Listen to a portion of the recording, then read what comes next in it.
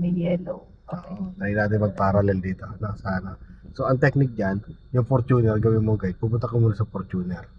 Lapitan mo. Fortuner na yan. Kapag lumalapit sa Fortuner, ano? So, medyo, ano mo lang, layo-layo. Huwag kayo masyado. Dikit pa ka sa mga. Yan. Okay, stop. Okay pa. Yan, okay na. Ayan. Lagi sa reverse.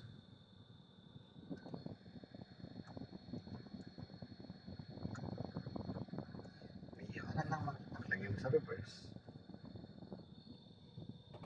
Yan. Then, todo manibela dito. No. Tapos gawin natin guide, yung nasa likod na sasakyan.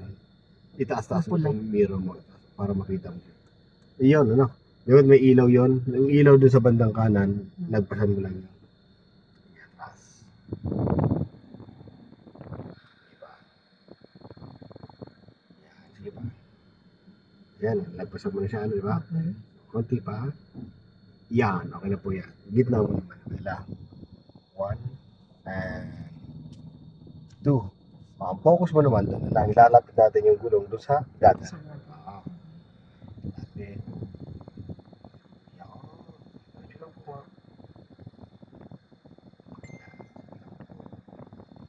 Kasi kailangan lumapit mo yung gulong para pag kinapit natin, eksakto lang tayo doon sa align na. Maka-align tayo sa kanila. Lapit po. Yan. Top. Todo manipela lang. Yan. Todo mo siya. Todo. Todo yan.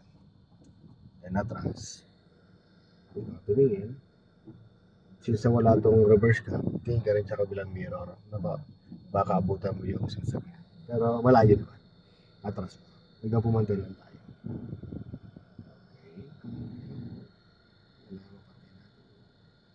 Okay. Ngayon, medyo masikip na. Para perfect yan, lagay mo sa drive. Yan, kumabig ka dito pa kanan. Todo mo sa kanan. Para makuha mo agad. Okay, then pabantay siyang konti. Tingin ka sa mirror, dito na mo kung pantay na yung katawan sa akin. Ayan na, malapit na. Ayan, diba? Okay na yan. Pantay na siya, gitna mo na. 1, hindi pa yung gitna. Isa pa. Yun na, ano. Nakapara na ka na. Nandito ka na sa loob ng dalawang. Hirap.